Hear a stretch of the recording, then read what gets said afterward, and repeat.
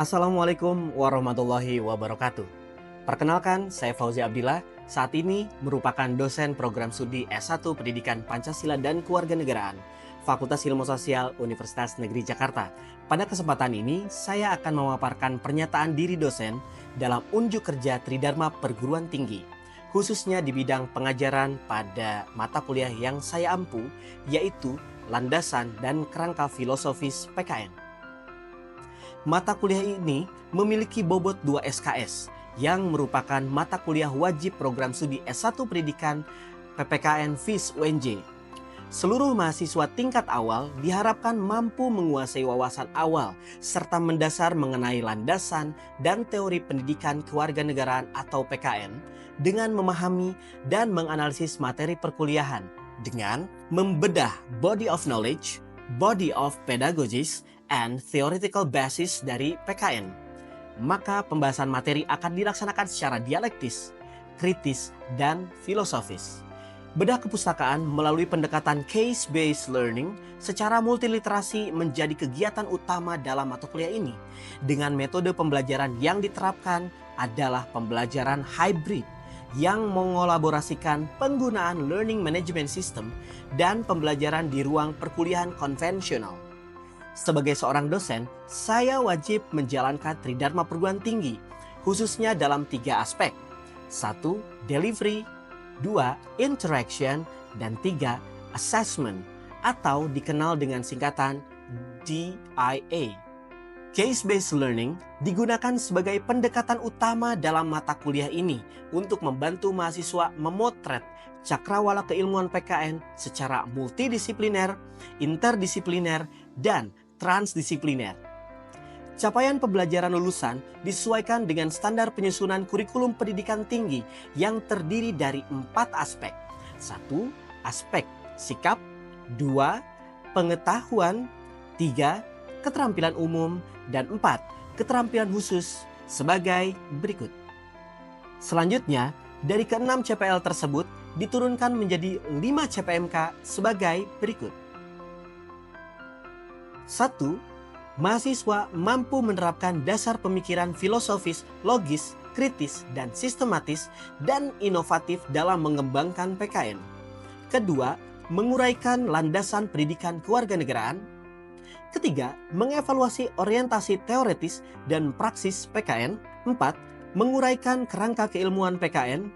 5. Memproyeksikan prospek dan tantangan PKN.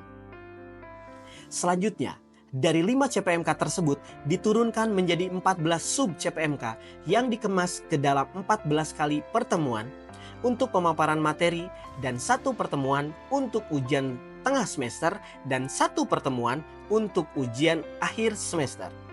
Materi perkuliahan terdiri atas materi-materi berikut. Dalam menyusun materi perkuliahan, saya mengacu pada berbagai sumber ilmiah, baik fisik maupun digital, yang berkaitan dengan landasan dan kerangka filosofis PKN. Referensi utama yang saya gunakan sebagai berikut. Pertama, Disiplin Pendidikan Kewarganegaraan, Kultur Akademis dan Pedagogis dari Profesor Nu'man Somantri dan Profesor Udin Syarifuddin Winata Putra. Yang kedua, Civic Studies oleh Profesor Peter Levine. Yang ketiga, Diversity and Civic Education oleh Profesor Meira Levinson. Sebagian materi pembelajaran juga disusun berdasarkan hasil penelitian yang saya lakukan bersama dengan tim. Di antaranya, 1. Civic Education Preserves Teachers' Attitudes Toward the Digital Learning Environment. Kedua, Pedagogically and Professionally Ready. Ketiga, Preferensi kepustakaan penelitian di bidang ilmu pendidikan Pancasila dan kewarganegaraan. Pendidikan Pancasila dan kewarganegaraan emansipatoris. Kelima, interdisipliner, refleksi epistemologis pendidikan kewarganegaraan. Penilaian atas pemenuhan capaian pembelajaran komponen dan bobot penilaian dibuat dalam persentase sebagai berikut. Untuk aktivitas partisipatoris dan hasil proyek dengan jumlah 55%. Untuk ujian tengah semester 20% dan untuk ujian akhir semester 25%. Kelulusan mahasiswa mengikuti standar Universitas Negeri Jakarta, yaitu mahasiswa yang mendapatkan nilai dalam rentang 56 sampai dengan 100. atau dalam rentang huruf mutu A sampai dengan C. Demikianlah penjabaran terkait delivery, interaction, dan assessment pada mata kuliah landasan dan kerangka filosofis PKN. Selanjutnya akan ditayangkan cuplikan dari kegiatan pembelajaran pada mata kuliah landasan dan kerangka filosofis PKN. Selamat menyaksikan. Bismillahirrahmanirrahim. Assalamualaikum warahmatullahi wabarakatuh. Ya, selamat siang teman-teman semuanya. Ya, sebelum kita mulai perkuliahan pada hari ini, kita berdoa dulu menurut agama dan kepercayaan masing-masing. Semoga kita semuanya mendapatkan ilmu yang bermanfaat. Berdoa dipersilakan.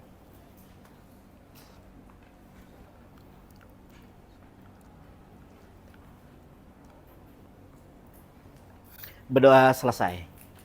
Baik teman-teman, selamat siang semuanya. Alhamdulillah, gimana? Sehat? Sehat ya. Nah teman-teman, sebelum kita mulai saya ingin cek kehadirannya satu persatu ya. Oke, Elizabeth Yosiana Hadir, Pak. sudah hadir. Jonathan Tambunan Hadir, Pak. Oke, sehat ya Jo ya? Sehat, Pak. Oke. Dea Putri Liana. Oke Dea, terima kasih. Khalifatur Rahmah. Oke, terima kasih banyak. Nah teman-teman, ini sambil teman-teman membuka di LMS kita ya, karena kita menggunakan sistem bauran atau hybrid. Jadi beberapa bahan-bahan kuliah teman-teman sudah ada di sana. Teman-teman mengumpulkan tugas juga di LMS UNJ. Nah, di sana kan ada RPS. Salah satu yang dibahas adalah CPMK-nya atau capaian pembelajaran mata kuliah. Jadi yang akan teman-teman pelajari dan teman-teman capai adalah ini yang utama. Teman-teman mampu menguraikan kerangka keilmuan PKN. Teman-teman, pertama yang perlu kita lihat adalah upayanya, pengembangannya. Gimana cara ilmu itu dikembangkan. Nah, kalau kita mau mengembangkan sesuatu, tentu kita perlu ada rancangannya, ada kerangkanya. Nah, dalam menggunakan kerangka itu ada proses ini. Gini ya. Karena ini adalah mata kuliah landasan dan kerangka filosofi PKN, kita membahas tentang frameworks. Jadi frameworks ini adalah kerangka, gitu. Pertama, kita akan mempelajari tentang konsepnya. Teman-teman, waktu kemarin mempelajari landasan apa saja? Masih ingat? Pedagogis, historis, kultural, yuridis, religius, spiritual, yuridis, teknologi dan sosiologis. Total ada 7 kemarin kita bahas ya, landasan-landasan tersebut. Nah, itu adalah konsep-konsep yang perlu teman-teman kuasai dulu sebelum mengembangkan. Jadi, kalau kita mau membangun rumah, pastikan kita punya semen, pastikan kita punya batu gitu kan, pastikan kita punya pasir, punya kayu. Nah, itu konsep-konsep itu kita kumpulin dulu. Kita sulit membangun sesuatu tanpa adanya bahan-bahan. Konsep adalah satu yang diperlukan. Lalu yang selanjutnya adalah functionality atau fungsi-fungsi dari konsep-konsep tadi. Jadi ada gunanya gitu. Misalnya kalau kita membahas terkait landasan kultural. Kenapa kita harus membahas landasan kultural? Untuk apa? Lalu ilmu budaya itu sebenarnya untuk apa? Tapi setelah kita bahas kan ada gunanya kan? Yes. Ada perannya. Mohon maaf. Nah, lalu arsitekturnya. Bangunannya, teman-teman. Bangunannya seperti apa? Misalnya, apakah bobot ilmu politik lebih besar daripada ilmu hukum? Misalnya kalau kita ngajar PKN. Apakah mana yang duluan perlu diajarkan? Tentang konsep Pancasila atau tentang kebinekaan Indonesia? Nah, itu kan tentang arsitekturnya. Lalu mau seluas apa PPKN? Semua ilmu apakah harus dibahas? Nah, itu tentang arsitektur. Lalu information construct-nya. Ini perlu juga saling memberitahu, teman-teman. Caranya apa? Kalau saling memberitahu, kalau dalam konteks keilmuan melalui penelitian. Jadi information construct-nya, kalau kemarin kita membahas bagaimana PKN punya bahasanya sendiri, jargon-jargonnya, atau simbol. Ya masih ingat ya? Jadi cara berbicara orang PKN menjelaskan sesuatu bisa jadi berbeda dengan cara orang sosiologi menjelaskan sesuatu. Karena kita memiliki information construct yang unik. Dan terakhir adalah operasionalisasinya. Cara kita menjelaskan tentang, katakanlah tentang konstitusi, itu akan berbeda dengan orang-orang hukum menjelaskan tentang konstitusi. Orang politik dengan konstitusi. Oke? Jadi nanti agar kita tidak mengalami kegamangan gitu kalau lagi ngajar. Seringkali kita itu karena doyannya politik banget ya. Waktu membahas tentang konstitusi, kita seringnya sinis gitu. Karena kita melihat dari lensa politik. Wah, bisa dimainin. Kan gitu. Sinis. Kalau hukum itu selalu dari atas ke bawah. Top down. Pokoknya kamu harus laksanakan. Gitu kan? Karena mereka ingin ada namanya keteraturan gitu. Keteraturan. Nah, lalu ini prosesnya teman-teman. Poinnya adalah sistem level reasoningnya. Jadi ada tahapan sampai ke reason itu kuat. Argumen. Oke? Nah, misalnya begini. Komposisinya semuanya ada di sini, teman-teman. Mulai dari sistem knowledge, sistem awareness, reasoning mechanism, decision making sampai sistem adaptation. Semuanya ada dalam komposisi ini. Komponen dalam ilmu kita. Saya akan contohkan sistem knowledge-nya. Di tengah banyak ilmu itu, PKN gimana cara untuk merangkainya? Apakah dipanjangin? Apakah ditumpuk? Gitu ya. Misalnya kalau ilmu itu apakah misalnya lebih banyak politiknya daripada budayanya? Atau lebih banyak budayanya daripada politiknya? Nah, itu dibahas dalam sistem knowledge-nya. Kenapa? Karena nanti cara berpikir politik akan mewarnai atau justru diwarnai. Tergantung. Nanti ada istilahnya. Saya akan menjelaskan setelah ini. Lalu sistem awareness. Sistem awareness itu semuanya orang paham. Nah, teman-teman, kenapa teman-teman masuk S1 PPKN? Agar teman-teman aware dengan sistem PKN. Agar teman-teman aware gimana cara menelitinya orang-orang PPKN. Agar, apalagi? Intinya teman-teman mengenal ilmu inilah. Sehingga ada sistem awareness-nya melalui pendidikan, pelatihan, ujian, macam-macam lah. Produksi pengetahuan itu ada di sistem awareness. Yang ketiga, reasoning mechanism. Reasoning mechanism itu kita menggunakan cara pandang sendiri. Kalau kita menggunakan landasan-landasan itu, nah itu sebetulnya reasoning mechanism. Kadangkala kalau kita mau ngejelasin PKN, kita bisa menggunakan landasan religius. Contoh terbaik misalnya lihat Pak Yuyus tuh. Menggunakan itu kan, bagaimana Pancasila dalam sisi religiusitas. Lalu kalau misalnya dari segi gender, itu bisa Bu Yasnita menjelaskan tentang itu. Tentang global, bisa oleh Pak Asep. Kan gitu ya. Terus tentang apa lagi? Tentang values, Prof. Chip. Tentang lingkungan, Prof. Nadiro, Prof. Husen. Dan terus semuanya begitu. Itu tergantung dari apa? Reasoning mechanism-nya. Tergantung ilmunya, tergantung teman-teman menggunakan apa. Nanti nih di akhir kita akan sama-sama berdiskusi tentang bagaimana membahas sebuah kasus menggunakan ini. Lalu decision making-nya. Decision making ada hubungannya dengan tradisi. Kalau misalnya cara pandangnya politik, maka biasanya decision making juga berbau politik. Kalau misalnya reasoning mechanism-nya menggunakan kebijakan publik, maka penggunaan decision making-nya menggunakan itu. Tapi kalau kita menggunakan cara pandang orang pendidikan dalam permasalahan pendidikan misalnya, dia akan menggunakan solusi-solusi dan cara berpikirnya pendidikan. Kan selalu berbicara edukasi saja kan gitu ya. Orang akan berkembang, orang bisa berubah, intinya sangat optimis. Nah itu adalah decision making. Dan terakhir sistem adaptation. PKN bagaimanapun sudah melalui proses ini perlu ada sistem adaptation. Contoh, Kalau misalnya di kampus mahasiswa dosen bikin penelitian lalu menemukan banyak temuan, itu pun harus dipakai oleh siapa? Guru. Tapi bukan berarti semua guru pakai, enggak. Tetap informasi itu ada berceceran gitu ya di secara ilmiah gitu. Ada di Google Scholar, ada di Scopus dan lain sebagainya. Guru akses. Guru cuman bilang, saya ingin peserta didik saya agar menjadi orang yang berkarakter misalnya. Bagaimana caranya agar mereka bisa berkarakter?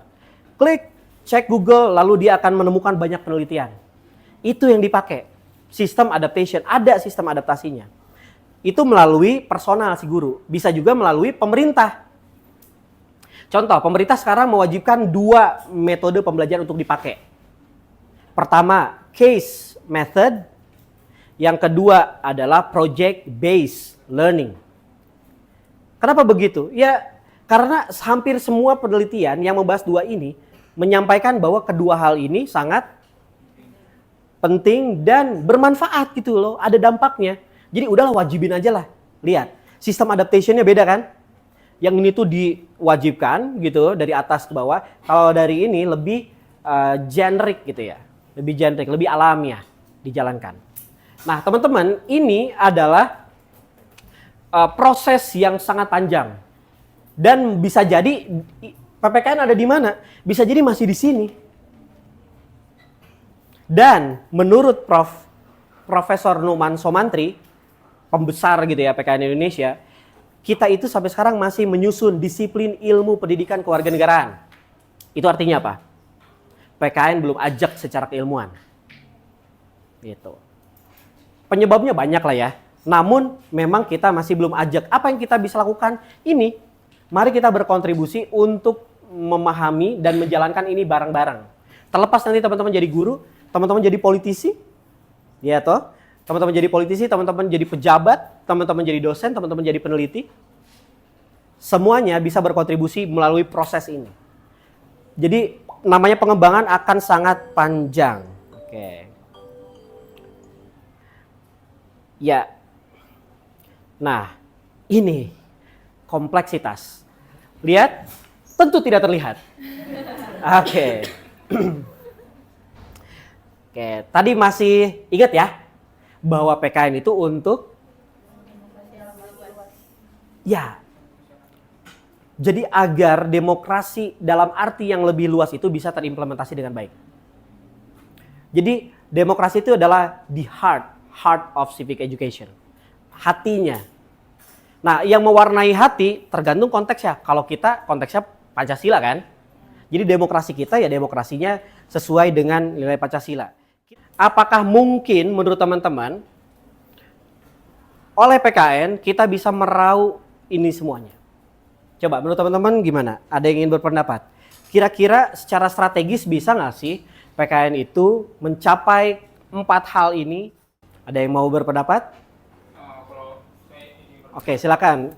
Kalau dari saya sendiri ya terkait tentang civic itu kan ada berbagai macam turunannya. Itu tadi ada dibilang civic intelligence, terus responsibility dan juga partisipasi gitu. Itu balik lagi ini poin yang pertama itu balik lagi kepada gurunya sendiri itu bagaimana menerapkan atau strategi metode pembelajaran yang tepat terhadap sesuai dengan perkembangan teknologi pada saat ini. Nah, itu akan pendidikan Pancasila itu kan salah satu visinya itu mencerdaskan dan mengembangkan pola berpikir yang kritis menurut saya, Pak. Oke, good job. Kita berikan tepuk tangan dong buat Joe. Itulah kenapa salah satu hal yang perlu dilibatkan gitu ya dalam proses ini adalah tadi kapabilitas gurunya dulu. Ya. Bagaimanapun guru yang lebih terlatih daripada siswa kan? Guru yang lebih dewasa daripada siswa kan? Dan yang tentu yang profesional adalah guru daripada siswa. Jadi bisa ya. Nah, teman-teman, sekarang sudah bisa memahami ya tentang kerangka keilmuan PKN seluas apa? Bisa jalan kemana saja, menggunakan seperti apa. Jadi saya sekarang meminta teman-teman membagi menjadi 4 grup. Semuanya membahas hal yang sama. Dan setiap kelompok perlu menyampaikan satu hal utama untuk nanti dibagi satu sama lain. Seorang guru PPKN telah mengajarkan materi hak asasi manusia menggunakan metode controversial issues. Lalu Isu yang digunakan adalah penggusuran masyarakat adat akibat pembangunan pabrik yang tidak hanya mencemari lingkungan tapi juga mengganggu kesehatan dan mengancam sumber ekonomi masyarakat setempat. Oke ya. Setelah pembelajaran dengan berbekal nilai formatif. Formatif itu seperti yang tadi saya lakukan. Ternyata siswa itu belum mencapai penguasaan pengetahuannya. Waktu dites misalnya apa itu HAM, lalu kasus ini apakah ada relevansinya dengan HAM atau tidak. Nah, itu menunjukkan bahwa ternyata siswa belum mencapai pengetahuan. Lalu keterampilan menganalisisnya juga belum baik. Karena mereka baru melihat misalnya itu tidak sesuai dengan HAM, ya udah tanpa reason. Harusnya kan menganalisis ada hal lain yang dilakukan. Pertanyaannya dua teman-teman. Tapi teman-teman perlu menggunakan ini dulu, kerangka keilmuan PKN. Apa yang menjadi penyebabnya? Yang kedua, apa tindak lanjut yang bisa dilakukan oleh guru? Ada pertanyaan dulu terkait ini sebelum teman-teman langsung bekerja? Bisa difahami ya? Oke, waktu teman-teman diskusi 15 menit. Silakan nanti bantu tuliskan dan nanti ada satu orang perwakilan untuk maju ke depan menjelaskan dua hal ini dari masing-masing kelompok. Silakan.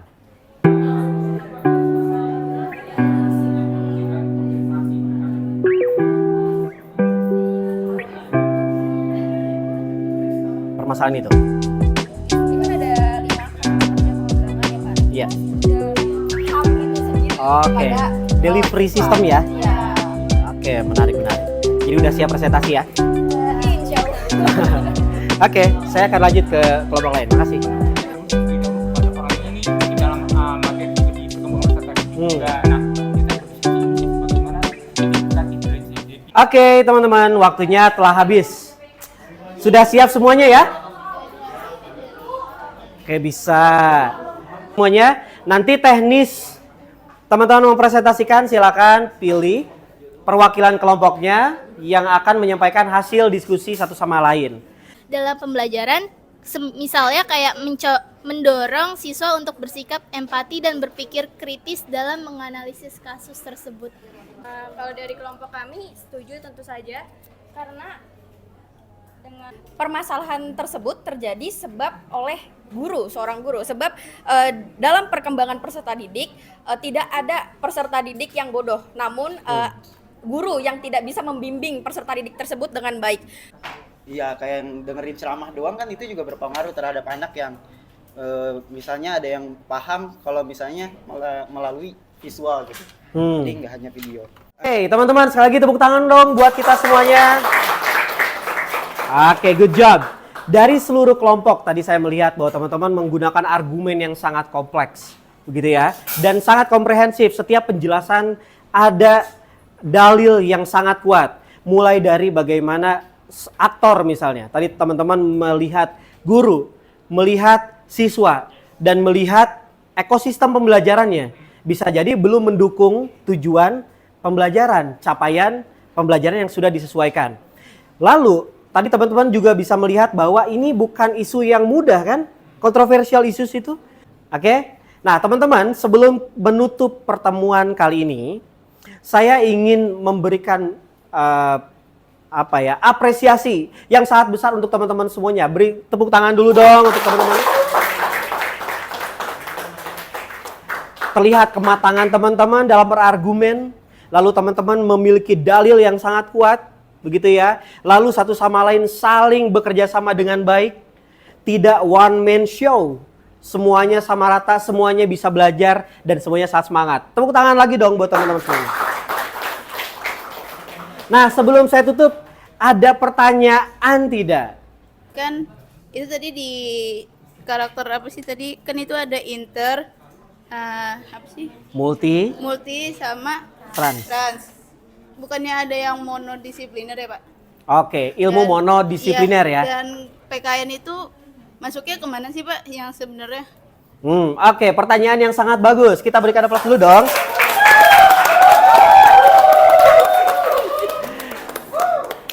Oke, saya akan menjawab pertanyaan yang tadi disampaikan oleh Lili ya. Bahwa PKN itu kan pendekatannya ada interdisipliner begitu ya.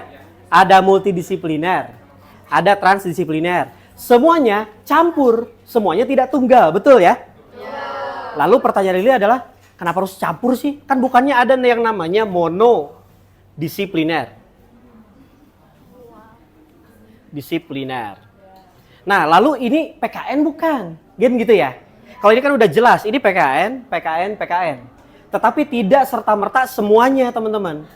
Jadi ada satu kejadian misalnya, satu kasus dibahas secara interdisipliner. Ada satu masalah diselesaikan secara multidisipliner dan sebagainya. Lalu gimana monodisipliner? Nah, teman-teman lihat.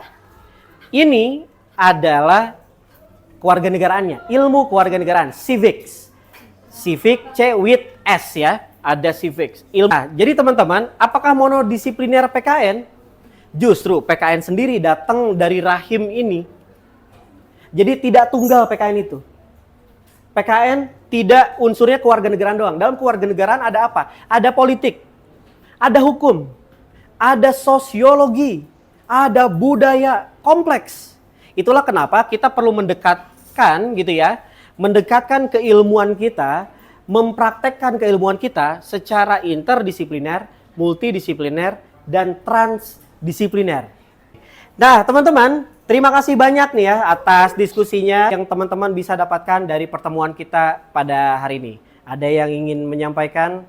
Dari materi yang disampaikan Bapak tadi untuk perkuliahan hari ini, saya jadi mengetahui kalau PKN itu tadi yang ada interdisipliner itu, dan itu bisa mencakup semuanya kayak dari IPA, ekonomi, pendidikan pendudukan, terus lingkungan, dan jadi guru PKN itu jangan mengajarkan terpaku sama satu gitu PKN, nggak mungkin kayak, dan itu tergantung kewarganegaraan gitu, mencakup semuanya gitu aja sih Pak. Oke, aplaus dong. Teman, siapkan handphonenya dan kita akan bersama-sama bermain quizzes 148727. Silakan untuk scan juga QR code di depan ini.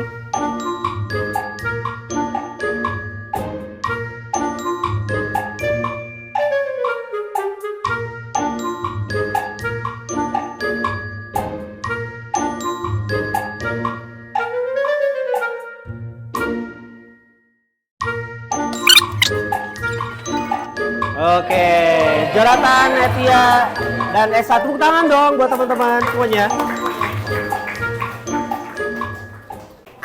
Oke, baik. Terima kasih teman-teman. Kita sekarang sampai ke penutup sesi kita pada hari ini.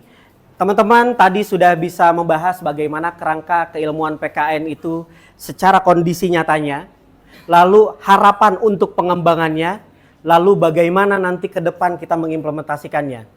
Sangat panjang jalan yang perlu kita tempuh dan kita perlu bersama-sama mengembangkan ilmu ini. Semoga teman-teman dengan upaya belajar hari ini menjadi amal ibadah untuk kita semuanya. Amin. Baik, teman-teman, terima kasih banyak. Penugasan akan kami sampaikan di Learning Management System dan akan dikumpulkan juga melalui Learning Management System untuk kita bahas minggu depan. Sekali lagi terima kasih banyak. Saya tutup. Wabillahi taufik wal hidayah. Wassalamualaikum warahmatullahi wabarakatuh. Demikianlah video pernyataan diri dosen dalam unjuk kerja Tridharma Perguruan Tinggi yang dapat saya sampaikan. Terima kasih atas perhatian yang diberikan.